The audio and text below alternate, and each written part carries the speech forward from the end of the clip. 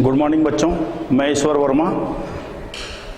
10वीं क्लास विज्ञान के अंतर्गत आज हम अधातुओं का अध्ययन कर रहे हैं। इसके अंतर्गत आज हम हाइड्रोजन बनाने की विधि, प्रयोगशाला विधि का अध्ययन करेंगे। इसके पूर्व के अध्याय में हमने हाइड्रोजन के परमाणुिक गुण, उनका इतिहास और सामान्य गुण को देखे हैं। आज हम हाइड्रोजन बनाने की प्रयोगशाला विधि का विस्तार से चर्चा करेंगे।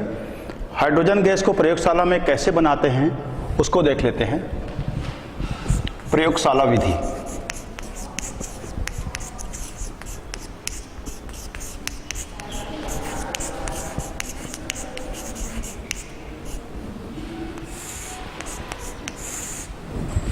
Laboratory method of hydrogen gas कैसे बनाते हैं उसको देख लेते हैं। प्रयोगशाला में इसको दानेदार जस्ता और तनु सल्फ्यूरिक अम्ल की क्रिया द्वारा इसको बनाया जाता है। इसका रासायनिक समीकरण इस प्रकार होगा: Zn जस्ता जो कि दानेदार होता है,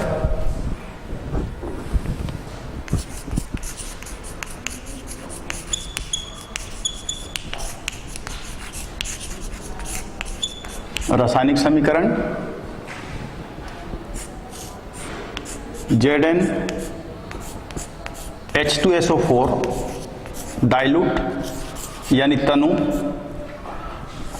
it is equal to ZnSO4 plus H2। कोई गैस निकलती है तो उसको रासायनिक समीकरण में तीर के निशान को इस प्रकार लिखा जाता है। इसका मतलब ये होता है कि ये गैस निकल रही है। Zn प्लस H2SO4 तनु सल्फ्यूरिक अम्ल, it is equal to ZnSO4 plus H2। ये इसका रासायनिक समीकरण है। आइए इसको प्रयोगशाला में एक उपकरण के द्वारा तैयार करते हैं। वो उपकरण कौन कौन से होते हैं उसको भी देख लेते हैं। हाइड्रोजन गैस को प्रयोगशाला में बनाने के लिए जो उपकरण लिया जाता है उसमें एक उपकरण है वुल्फ बोतल, दो मुंह वाली बोतल जिसको वुल्फ बोतल कहा जाता है। चित्रों के द्वारा इसको देखते हैं।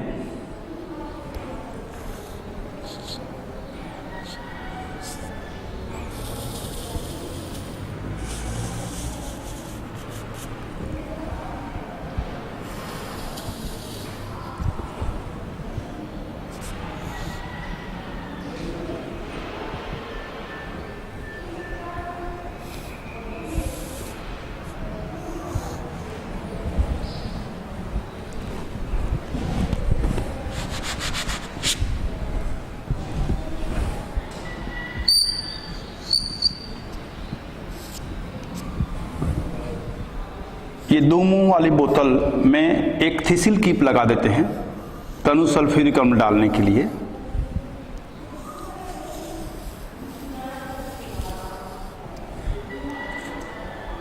इसको कार्क से डॉट कर देते हैं।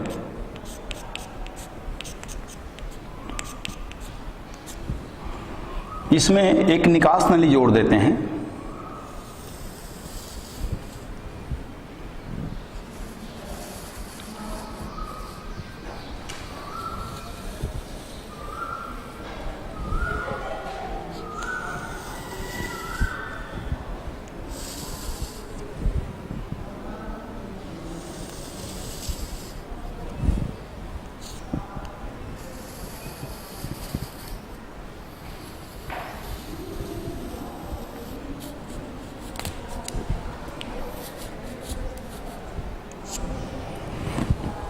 अब इस निकास नली को, जो कि वुल्फ बोतल से जुड़ा हुआ है, इसको भी डॉट लगा देते हैं कार्क से।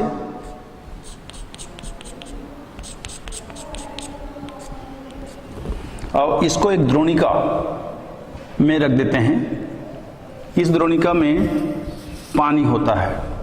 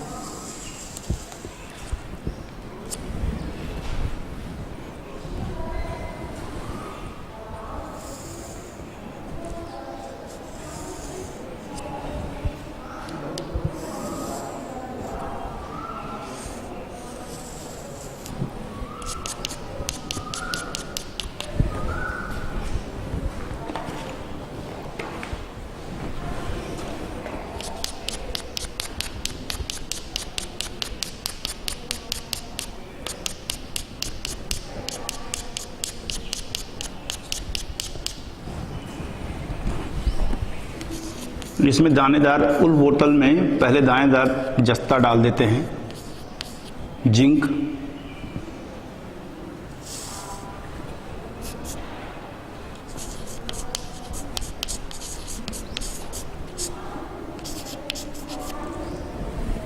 थीसिल कीप के द्वारा इसमें तनु सल्फ्यूरिक अम्ल डाला जाता है धीरे धीरे।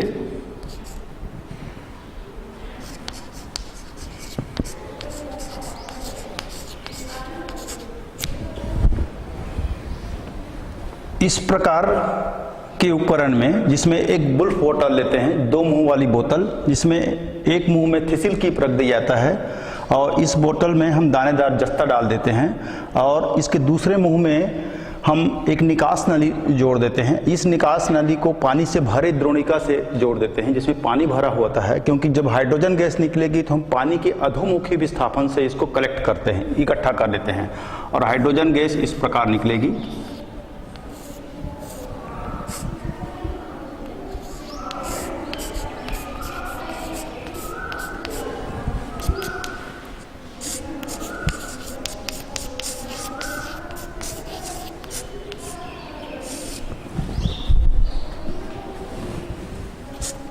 प्रयोगशाला में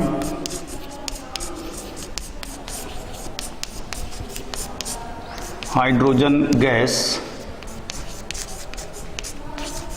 बनाने की विधि का नामांकित चित्र।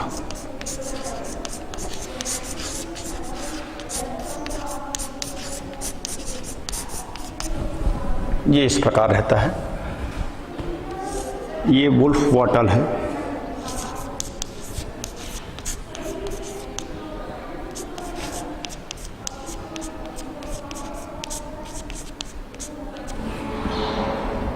हाँ तो बच्चों हम ये देखते हैं हाइड्रोजन गैस को प्रयोगशाला में बनाते समय ये सजे हुए उपकरण की भांति तैयार करते हैं और इस उपकरण में प्रयोगशाला में हाइड्रोजन गैस को बनाते हैं। जैसे मैंने आपको पहले बताया, बुल्फ बॉटल में दानेदार जस्ता को डाल देते हैं, उसके बाद थीसिल कीप के द्वारा धीरे धीरे करके तनु सल्फ्यूरिक अम्ल डालते हैं। जैसे ही तनु सल्फ्यूरिक अम्ल दानेदार जस्ते से मिलता है, रासायनिक अभिक्रिया शुरू हो जाती है और हाइड्रोजन गैस बनना शुरू होती है और ये हाइड्रोजन गैस पानी के विस्थापन से हम बाद में कलेक्ट कर लेते हैं। लेकिन इस विधि से प्राप्त जो हाइड्रोजन गैस है उसमें निम्न प्रकार की अशुद्धियां होती हैं। कौन कौन सी अशुद्धियां होती हैं उसको देख लेते हैं। सर्वप्रथम ये अशुद्धियां कौन कौन सी है उसको देखना है, यानी अपद्रव्य जिसको बोलते हैं। अब इसको हम हाइड्रोजन गैस को शुद्धिकरण करेंगे।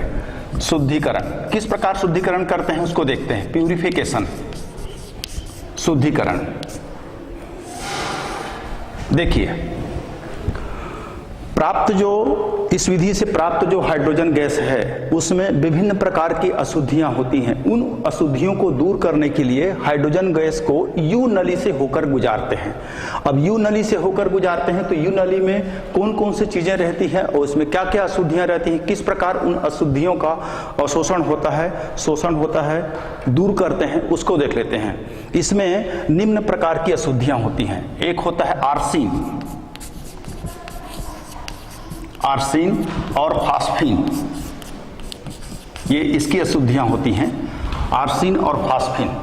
और एक होती है हाइड्रोजन सल्फाइड H2S। इसके अलावा इसमें सल्फर डाइऑक्साइड, कार्बन डाइऑक्साइड और नाइट्रोजन के ऑक्साइड होते हैं। नाइट्रोजन के ऑक्साइड या नाइट्रोजन डाइऑक्साइड जिसको बोलते हैं, ये अशुद्धियां पाई जाती हैं। उसके बाद में इसमें इसके अलावा इसमें जल के वाष्प और धूल कण भी होते हैं। जल वाष्प,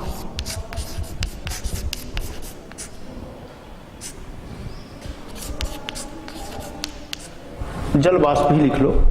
ये इतनी अशुद्धियां या जिसको अपद्रव्य कहते हैं ये पाई जाती हैं। तो इसको सबसे पहले हम यू नली से होकर गुजारते हैं। तो यू नली में सबसे पहले क्या होता है, यू नली में सिल्वर नाइट्रेट AgNO3 से होकर गुजारते हैं। तो उसमें आर्सीन और फास्फीन, आर्सीन का सूत्र है AsH3, ये आर्सेनिक का हाइड्राइड है और फास्फीन का सूत्र है PH3। ये फास्फोरस का हाइड्राइड है। जैसे मैं पहले बता चुका हूं कि कोई भी तत्व जब हाइड्रोजन से क्रिया करता है तो वो उस तत्व का हाइड्राइड कहलाता है। तो ये फास्फोरस का हाइड्राइड है, इसका नाम फास्फीन भी है। तो ये अशुद्धियां होती हैं।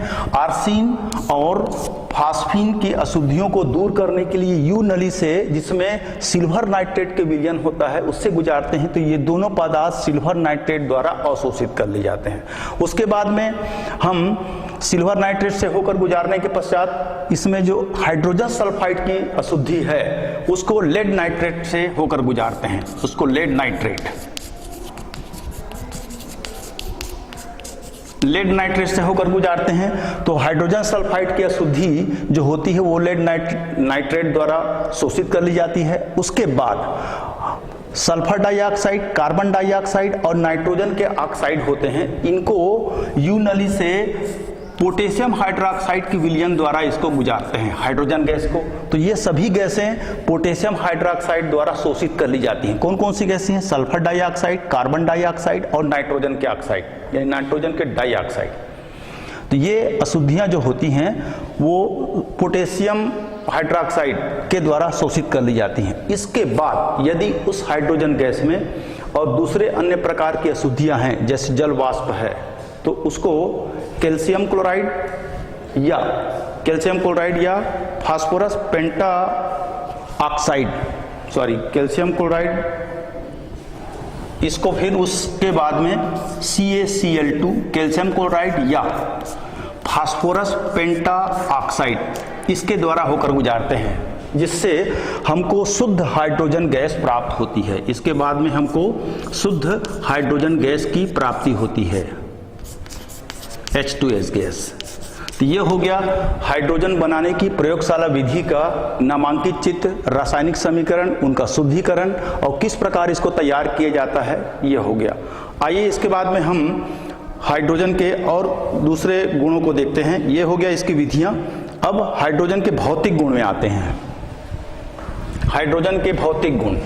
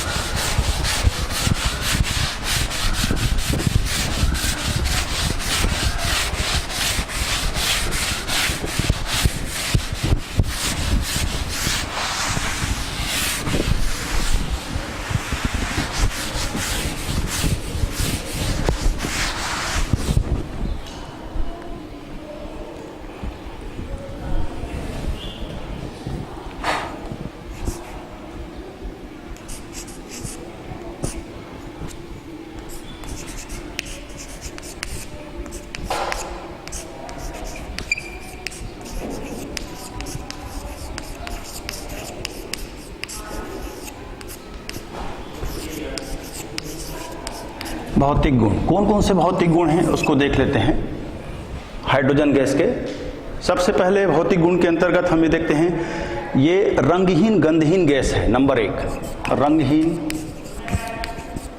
गंधहीन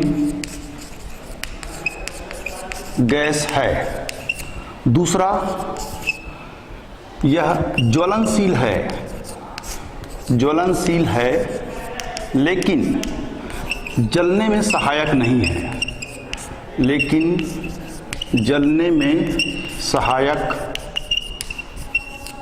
नहीं है, ज्वलनशील पदार्थ है हाइड्रोजन गैस, लेकिन जलने में सहायता नहीं देती है ये। उसके बाद में इनका क्वथनांक देखते हैं। क्वथनांक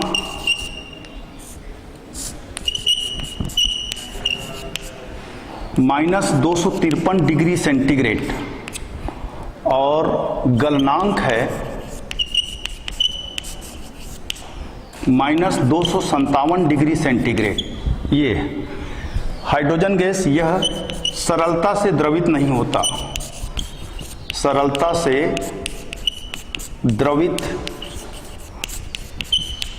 होता, यानी इसको द्रव रूप में बदलना कठिन है, इनको द्रव रूप में बदलना कठिन है। इनका क्वथनांक है -253 डिग्री सेंटीग्रेड और इनका क्वथनांक है -257 डिग्री सेंटीग्रेड और इनका विशिष्ट ऊष्मा है नंबर 4 3.4 विशिष्ट ऊष्मा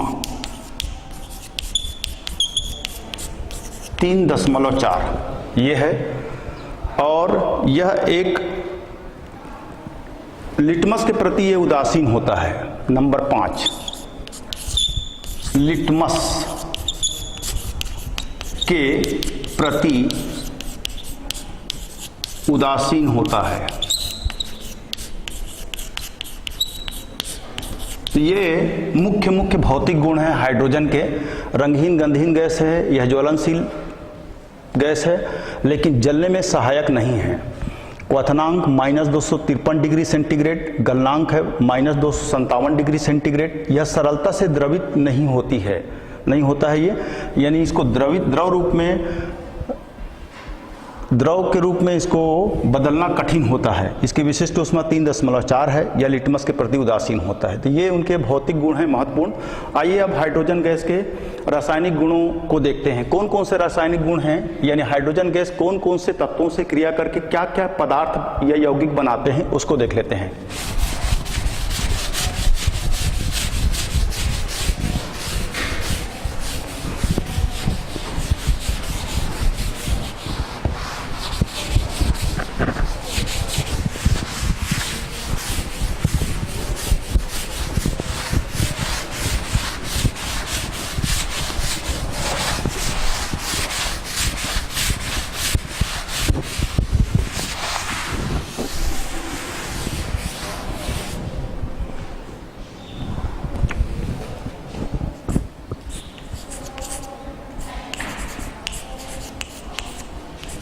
हाइड्रोजन के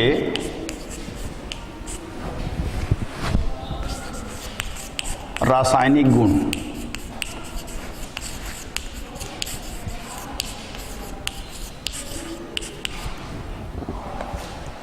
हाइड्रोजन कौन कौन से तत्वों से क्रिया करके कौन से नए यौगिक या नए पदार्थ बनाते हैं, उसको देख लेते हैं। सर्वप्रथम हाइड्रोजन का ऑक्सीजन के साथ में क्रिया देखते हैं।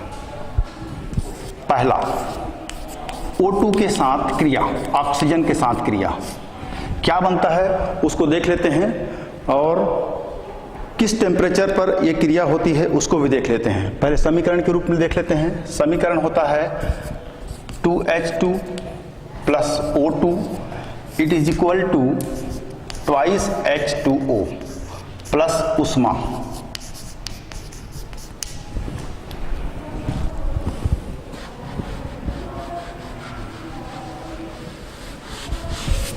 ये रासायनिक समीकरण है। हाइड्रोजन ऑक्सीजन से 400 डिग्री सेंटीग्रेड पर जब क्रिया कराई जाती है तो वो धीमी गति से क्रिया करता है, धीमी गति से क्रिया होती है। लेकिन 600 डिग्री सेंटीग्रेड पर इसको क्रिया कराते हैं। 600 डिग्री सेंटीग्रेड पर यानी उच्च ताप पर हाइड्रोजन की क्रिया कराते हैं तो हाइड्रोजन और ऑक्सीजन का मिश्रण विस्फोट के साथ जलता है और ऊष्मा निकलती है। ये विस्फोट के साथ एक क्रिया होती है, विस्फोट के साथ।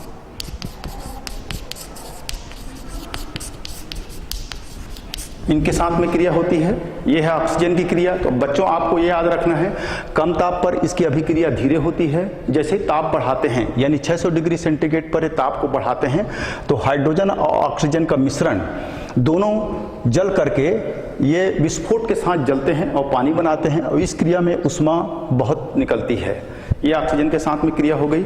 इसके बाद में आते हैं नाइट्रोजन के साथ में क्रिया। नंबर 2 N2 के साथ क्रिया। N2 के साथ में कैसे क्रिया होती है उसको देख लेते हैं। N2 plus 3H2 it is equal to twice NH3। Ammonia बनता है धन ऊष्मा। ऊष्मा या ऊर्जा इसमें निकलती है। इसमें टेम्परेचर रहता है 450 से 500 डिग्री सेंटीग्रेड ताप होती है और इसमें 200 वायुमंडलीय दाब, 200 वायुमंडलीय दाब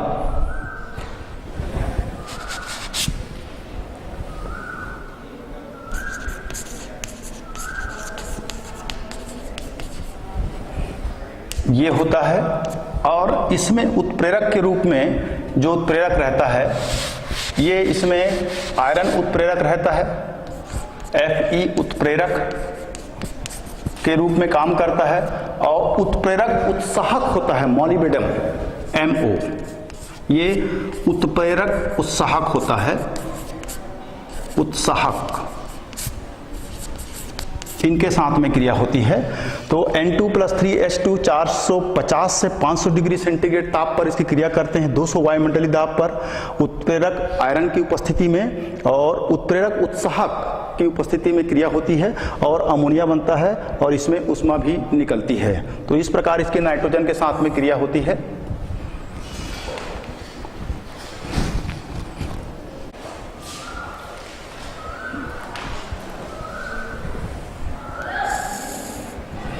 हाँ, तो बच्चों हम ये देख रहे थे हाइड्रोजन का नाइट्रोजन के साथ में क्रिया। इसके लिए देख लेते हैं हम एक बार फिर से पुनः, नाइट्रोजन और हाइड्रोजन जब क्रिया करते हैं तो ये इनका तापमान रहता है 450 से 500 डिग्री सेंटीग्रेड, और इसमें 200 वायुमंडलीय दाब, ये कंडीशन जरूरी है। यदि ये कंडीशन नहीं होगा तो अमोनिया गैस नहीं बन पाएगी। 200 वायुमंडलीय दाब, इसमें उत्प्रेरक काम करता है। इस क्रिया को उत्प्रेरक किसे कहते हैं?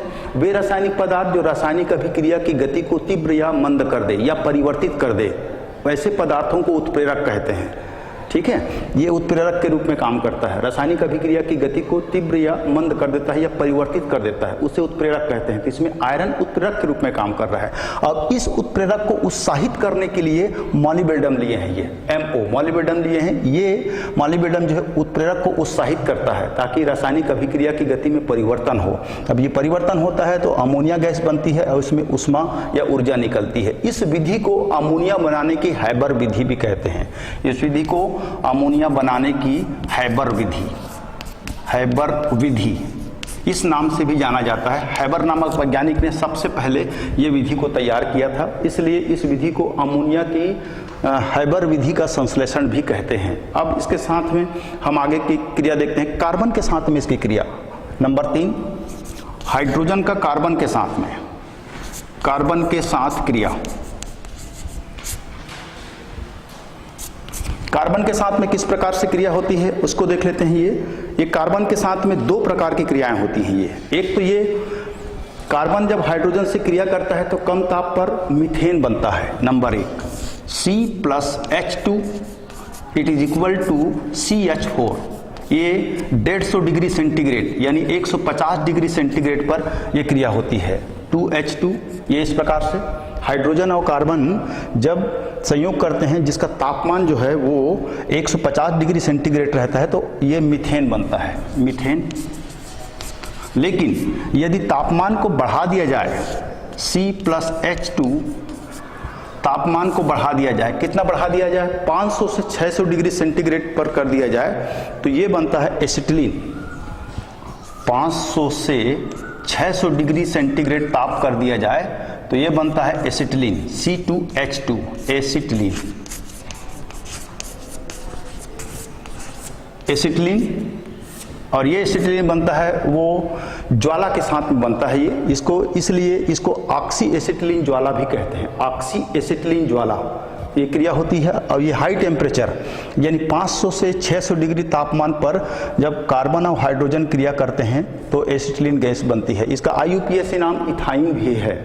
ये इसका सामान्य नाम है एसिटिलीन और इसका IUPAC नाम है इथाइन। इसके बाद में अगला क्रिया देखते हैं कार्बन मोनोऑक्साइड के साथ में इसकी क्रिया। नंबर 3 के बाद में 4, चौथी रासायनिक अभिक्रिया हाइड्रोजन के साथ में।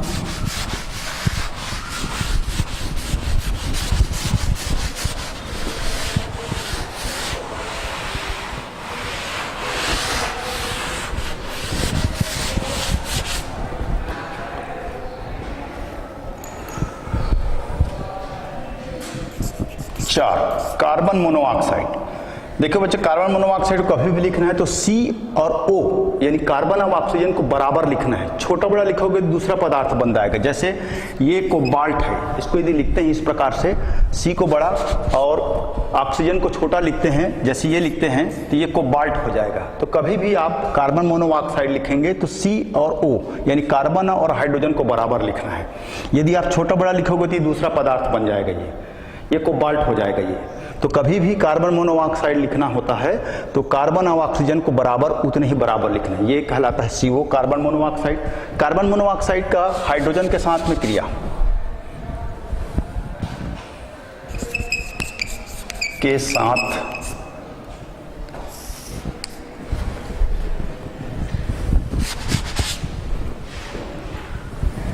CO, रासायनिक समीकरण देखिए, CO plus H2 it is equal to, ये बनता है CH3CH3OH। ये है मेथिल एल्कोहल, मेथिल एल्कोहल यानी कार्बन मोनोऑक्साइड और हाइड्रोजन क्रिया करते हैं तो ये बनता है मेथिल एल्कोहल। समीकरण को संतुलित कर लेते हैं तो ये हो जाएगा 2H2। तो हाइड्रोजन की संख्या इधर हो गई क्रियाकारक में 4, इधर 3 और 1 4, ऑक्सीजन 1 और कार्बन 1। इस प्रकार दोनों ओर के परमाणु की संख्या बराबर हो गई, यानी कार्बन मोनोऑक्साइड और हाइड्रोजन दोनों क्रिया करते हैं तो ये बनता है मेथिल एल्कोहल CH3OH। ये इस प्रकार से क्रिया होती है। उसके बाद में इसका हैलोजन के साथ में क्रिया देख लेते हैं।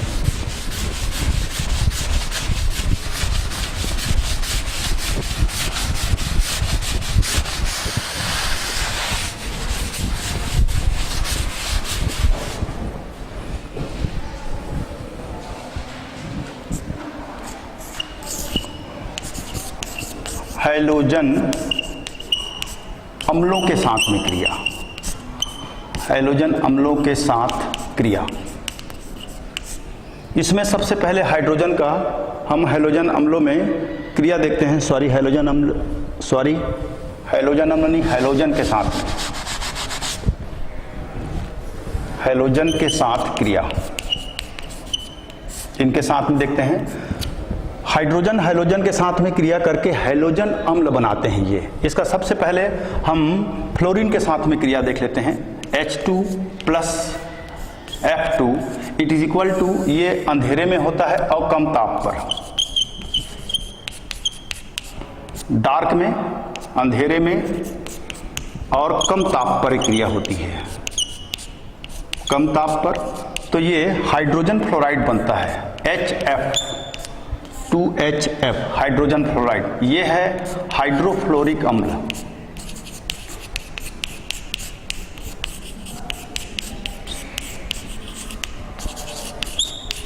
इसको हैलोजन अम्ल भी कहा जाता है। इस प्रकार से क्रिया होती है।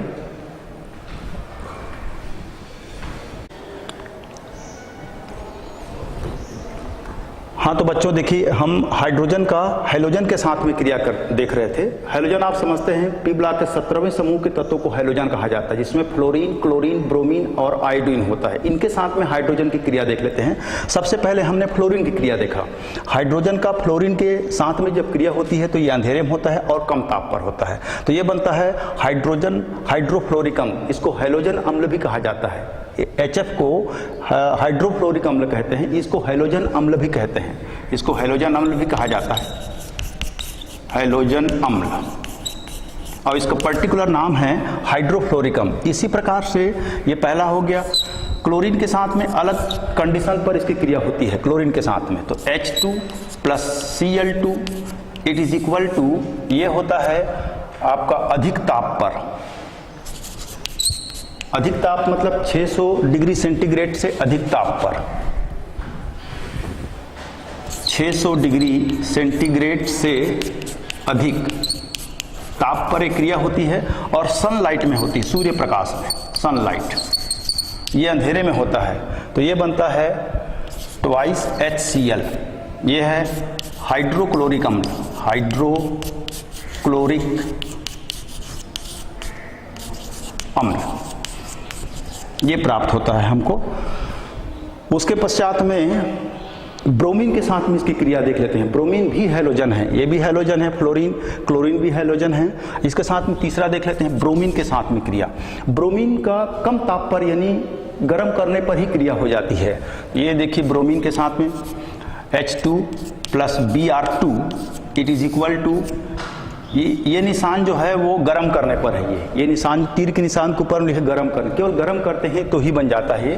तो ये बनता है 2HBr, ये है हाइड्रोब्रोमिक अम्ल, हाइड्रोब्रोमिक अम्ल। तो बच्चों हम हाइड्रोजन के साथ में हैलोजन की क्रिया देख रहे हैं। उसमें ध्यान देने वाली बात यह होती है कि हाइड्रोजन का हैलोजन के साथ में क्रिया होती है तो अलग अलग कंडीशंस पर क्रिया होती है, एक ही कंडीशन पर सभी क्रियाएं नहीं होती हैं। जैसे आप देख रहे हैं ब्लैक बोर्ड की ओर, तो हाइड्रोजन का फ्लोरीन के साथ में क्रिया होती है, कम ताप पर होती है, अंधेरे में होता है, हाइड्रोजन फ्लोराइड बनता है। उसी प्रकार क्लोरीन के साथ में क्रिया होती है हाइड्रोजन का, तो ये 600 डिग्री सेंटीग्रेड से अधिक ताप पर होती है, ये सनलाइट यानी सूर्य प्रकाश की उपस्थिति में क्रिया संपन्न होती है। उसी प्रकार ब्रोमीन के साथ में क्रिया होती है हाइड्रोजन का, तो इनको सिर्फ गर्म करने पर ही हाइड्रोब्रोमिक अम्ल प्राप्त होता है। तो ये हो गया हाइड्रोजन के साथ में हैलोजन की क्रिया। अब इसके बाद में हम देखते हैं आगे क्रिया इसका विद्युत धनात्मक तत्वों के साथ में क्रिया, यानी एस ब्लॉक के तत्व जिसको कैल्शियम है, सोडियम है, इनके साथ में क्रिया देख लेते हैं। विद्युत धनात्मक तत्वों के साथ में इसकी क्रिया किस प्रकार होती है।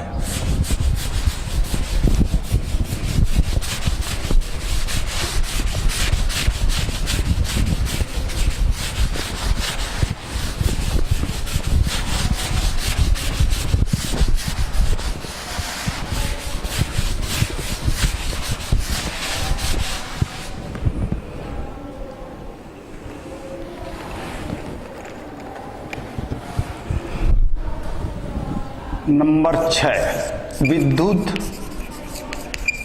धनात्मक तत्वों के साथ में क्रिया।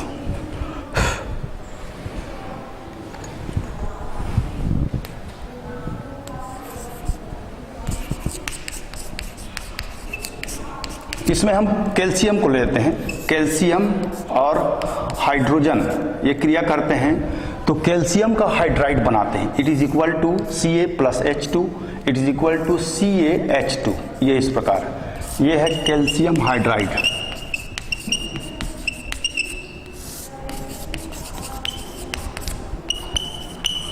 कैल्शियम हाइड्राइड, ये कैल्शियम हाइड्राइड पानी में घुल करके उनके हाइड्रोक्साइड बनाते हैं, CaH2 plus 2H2O it is equal to, ये बनता है कैल्शियम हाइड्रोक्साइड और हाइड्रोजन गैस निकलती है CaOH hold twice plus H2। इस प्रकार ये गैस हाइड्रोजन गैस निकलती है, ये कहलाता है कैल्शियम हाइड्रोक्साइड। परमाणुओं की संख्या को देख लेते हैं फिर से एक बार। इधर 2 और 2 दूनी 4 2 6, इधर 2 और 2 4, तो इसको 2H2 कर देते हैं, बराबर हो जाएगा दोनों ओर के परमाणुओं की संख्या। और इसका नाम है कैल्शियम हाइड्रोक्साइड।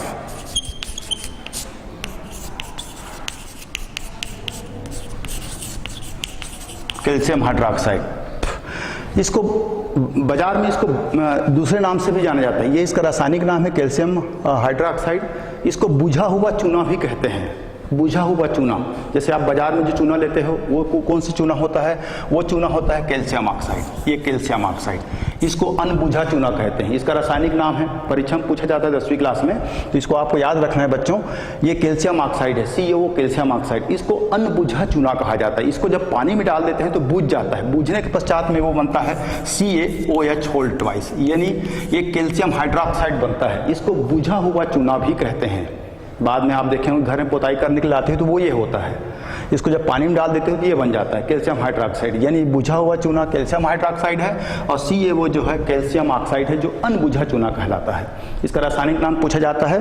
तो ये है विद्युत धनात्मक तत्वों के साथ में क्रिया। उसमें हमने देखा हाइड्रोजन के कैल्शियम के साथ में हाइड्रोजन की क्रिया देखा, तो ये एक बनता है आपका कैल्शियम हाइड्राइड। अब कैल्शियम हाइड्रोक्साइड पानी में घुल करके कैल्शियम हाइड्रोक्साइड बनाता है, CaOH होल्ड ट्वाइस, और इसमें इस क्रिया में हाइड्रोजन गैस बाहर निकलती है। इसके बाद में इसके अगले गुण देख लेते हैं। इसके अपचायक गुण, ये अपचयित कर देते हैं कुछ पदार्थों को। हाइड्रोजन के इस गुण को बहुत जाना जाता है। बहुत से यौगिकों के ऑक्साइडों को वो उन तत्वों में अपचयित कर देता है, बाहर कर देता है। वो गुण को देख लेते हैं, हाइड्रोजन का अपचायक गुण।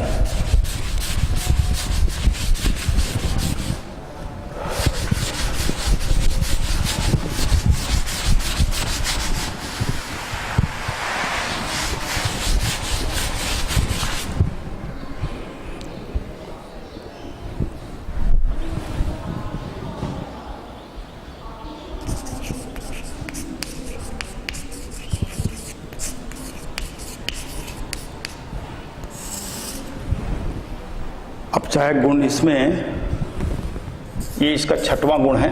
इसको देख लेते हैं किस प्रकार से इसकी क्रिया होती है, उसको भी देख लेते हैं। ये हाइड्रोजन जो है वो एक महत्वपूर्ण, हाइड्रोजन का ये महत्वपूर्ण क्रिया है। ये कई यौगिकों को अपचयित करके दूसरे नए पदार्थों में बदल देता है। ये इसके साथ में हम पहले देखते हैं कॉपर के ऑक्साइड का CuO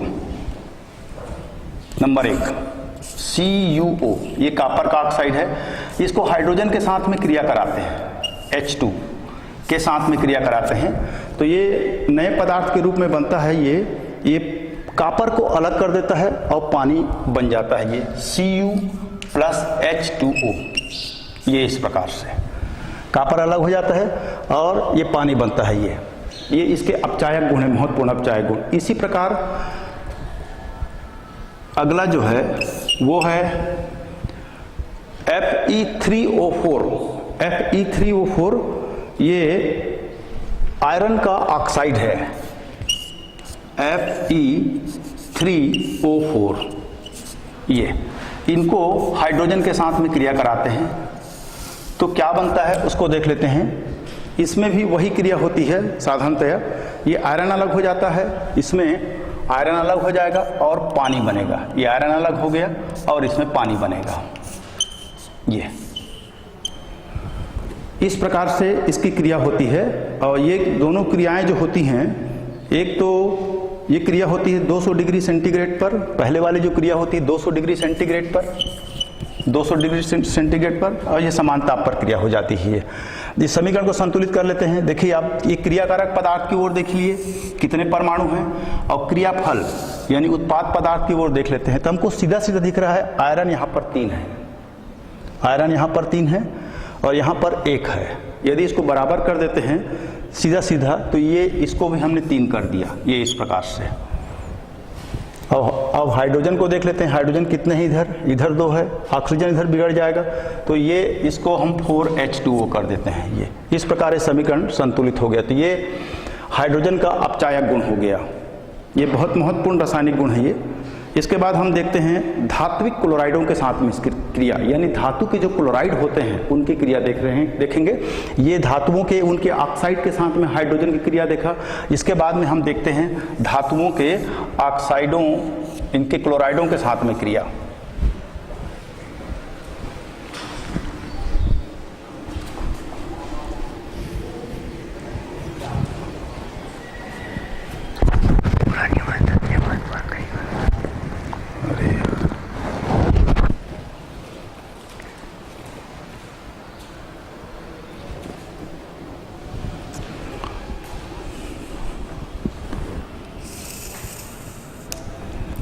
हाँ तो बच्चों आज हम हाइड्रोजन के प्रयोगशाला विधि बनाने के, प्रयोगशाला में कैसे बनाते हैं वो देखा हमने आज, और उनके महत्वपूर्ण रासायनिक गुणों को देखा। आगे के अध्याय में हम इसके और जो अन्य महत्वपूर्ण रासायनिक गुण है उसको देखेंगे, उसको उपयोग को देखेंगे और दूसरे अन्य अधातु के बारे में बनाने की विधि के बारे में पढ़ेंगे। धन्यवाद।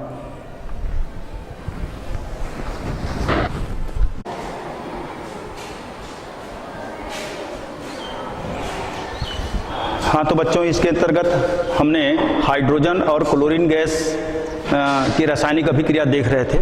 उसमें त्रुटियां थी 600 डिग्री सेंटीग्रेड और सनलाइट की उपस्थिति बताए थे। दोनों में से क्या होगा उसको करेक्ट करके लिख लेते हैं।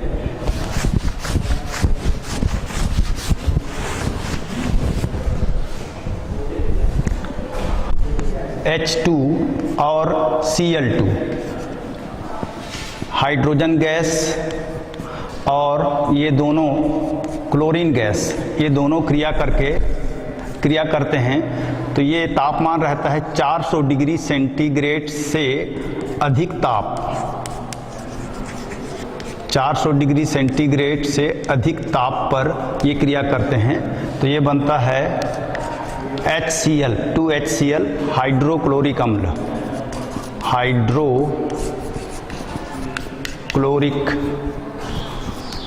अम्ल हमको प्राप्त होता है। तो ये सुधार लीजिए। एक्चुअल में समीकरण में जो तापमान लिखा पहले 600 बताया था और सनलाइट बताया था, वो जो कि त्रुटि है और त्रुटि को सुधार लीजिए। हाइड्रोजन गैस और क्लोरीन गैस 400 डिग्री सेंटीग्रेड से अधिक ताप पर क्रिया करते हैं तो हाइड्रोक्लोरिक अम्ल को प्राप्त होता है। समीकरण इस प्रकार होगा H2 + Cl2 it is equal to 2HCl। इसी के अंतर्गत दूसरा और भी था, धात्विक ऑक्साइडों पर, ये रासायनिक समीकरण में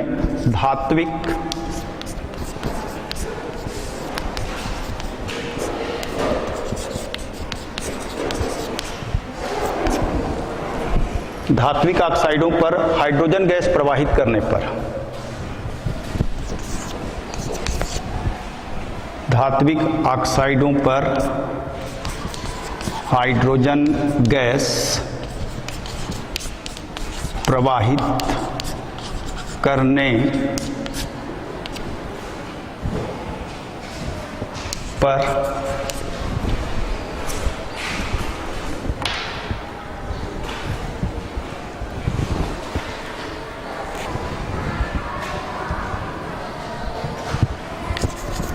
अपचयन हो जाता है तथा पानी बनता है।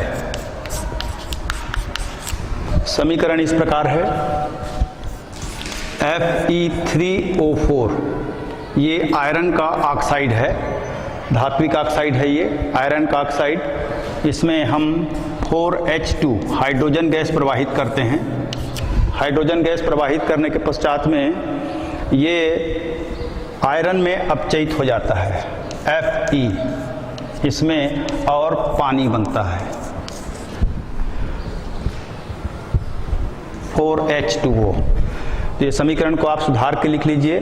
Fe3O4 ये आयरन का ऑक्साइड है, ये Fe3O4 4H2 it is equal to, ये आयरन में अपचयित हो जाता है ये, और अपचयन क्रिया होती है आयरन में, ये आयरन में अपचयित हो जाता है और पानी बनता है। तो ये समीकरण को आप लिख लीजिए, ये आयरन और ये पानी और ये हाइड्रोजन गैस।